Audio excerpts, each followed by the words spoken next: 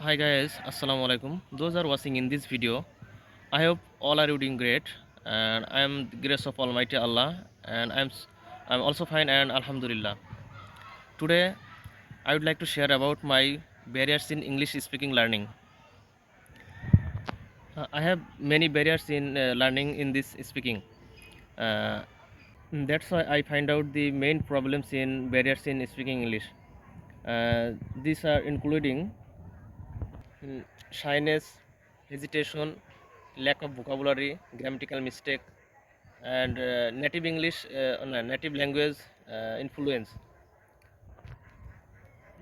Without in this point are main problems, but uh, others terms in the problem my speaking learning English learning terms.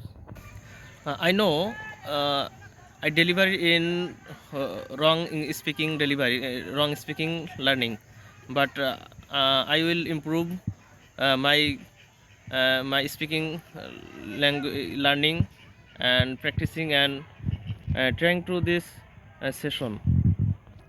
So, thank you all for watching in this video.